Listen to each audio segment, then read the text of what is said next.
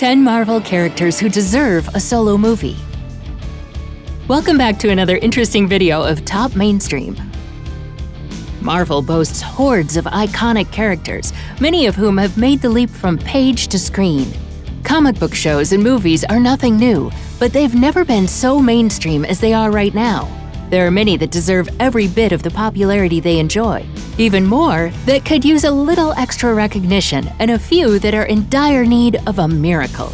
With that in mind, we present you with 10 Marvel characters who deserve a solo movie.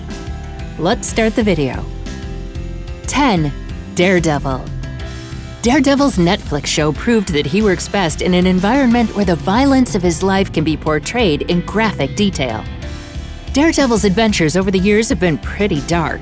Adapting any of them needs a more serious touch than any previous MCU film. Villains like Kingpin and Bullseye are sadistic men who have no problems with violence, and a movie with Daredevil fighting them needs the freedom to show that. Daredevil has proven to work best in stories that aren't exactly all audiences friendly. Anything less would be unfair to the character. 9. Shuri. Black Panther's Shuri is an unadulterated badass.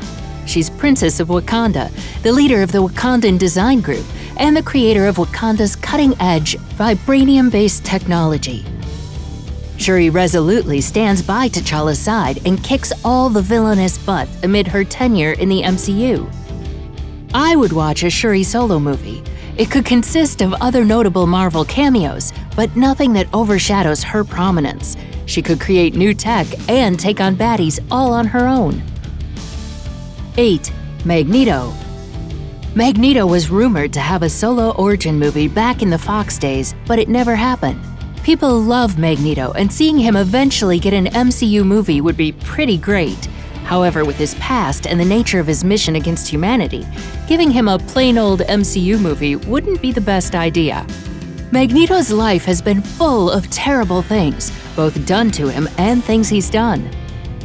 The best way to illustrate this would be in an R-rated movie. The good thing is that Magneto is sympathetic enough that showing him doing things in their full terrible glory would show him for the complicated man he is. 7. Allfather Odin Borson. If you only think of Odin as Thor's nagging dad, you need to reread your Norse mythology. The MCU's Odin is a comic book version of the Nordic deity.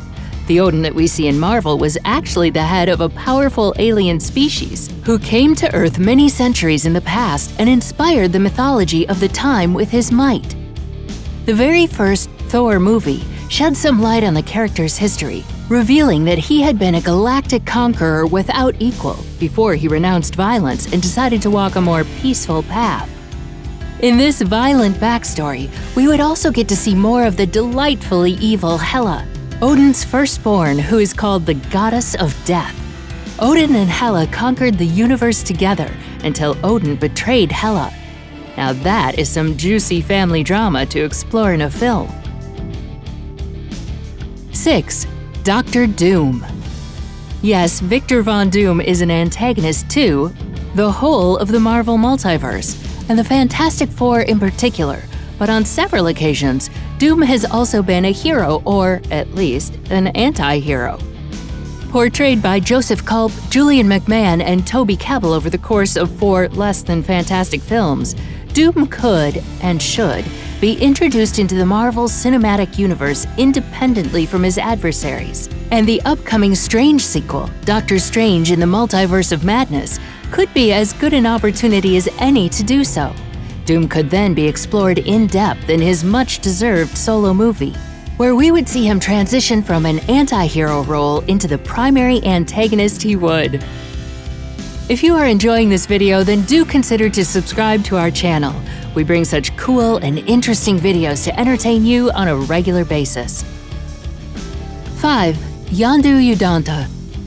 Ravager Chief and Peter Quill's foster father, Yondu Udonta, is one of the most no-nonsense characters in the MCU. As a space pirate, Yondu has traveled extensively across the universe, making plenty of friends and enemies along the way, which would make for a pretty compelling solo film. A solo movie would also allow us a close look at the world of the Ravagers. and the intricate code of honor that seems to exist between them. Imagine Pirates of the Caribbean, but the whole thing is set in space. We could also get a backstory for one of the coolest and most unique weapons in fiction, the whistle-controlled arrow that Yondu uses to take out waves of enemies single-handedly. 4. Eric Killmonger. Aside from a charismatic performance by Jordan, what makes Killmonger so interesting is that a lot of his motivations are quite sympathetic. So much so that despite his death, Killmonger actually ended up changing King T'Challa's mind. A solo Killmonger film would be like a grittier version of Black Panther, where the titular character is forced to witness violence at a young age, spending his childhood training to become the ultimate assassin while plotting to take over Wakanda. It could be something akin to Captain America: The Winter Soldier, but even more brutal. It would also allow Jordan, one of the finest actors of his generation, to return to the MCU in a role that has become one of its most memorable. 3. Isaiah Bradley. The Falcon and the Winter Soldier was about Sam Wilson struggling to reconcile his identity as an African-American man with the legacy of Captain America.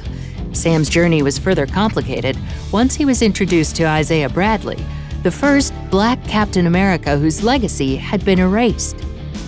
Bradley was a Korean War veteran who had been injected with the same super soldier serum given to Steve Rogers and Bucky Barnes. Despite a string of successful missions against Hydra forces, Bradley's contributions were kept hidden from the public due to his racial identity. In the end, Bradley had to fake his own death and go into hiding to stop the government experimenting on him so he could live in peace. While The Falcon and the Winter Soldier showed Bradley finally getting recognition for his services, it would be interesting to see a solo movie about his youth as the first Black Captain America, wielding the iconic shield back in the 70s and 80s. 2. The Ancient One. The Ancient One, who teaches a select group of warriors the ways of the mystic arts. The first Doctor Strange movie showed the Ancient One as a complex person who has lied to her followers in the past to suit her needs. Avengers Endgame showed her as having vast knowledge of the Infinity Stones and the nature of the universe itself.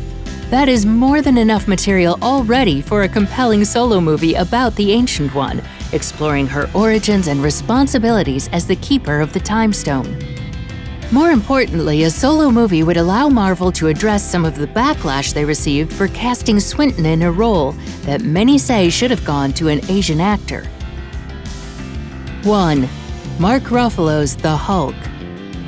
Mark Ruffalo plays a fantastic version of the Hulk, and as such, and in spite of the fact that there was an Incredible Hulk solo film starring Edward Norton as the titular character, Ruffalo as the Hulk should get his own solo film in the MCU. There are so many avenues and unanswered questions that could be explored about the unjolly Green Giant. Thor Ragnarok saw a semblance of plot derived from Planet Hulk, but there could be an entire film dedicated to that continuity, and where the Hulk had been to even end up in the employ of the Grand Master. Also, how did Banner finally get control of his brainy and Hulk form at once? There is a lot of explaining to be done, and it's high time that happens. So this was today's video. Who would make your list of Marvel characters who deserve a solo movie? Tell us in the comments. Also make sure to like this video and subscribe to our channel Top Mainstream. We will bring another exciting video very soon. Till then, peace out!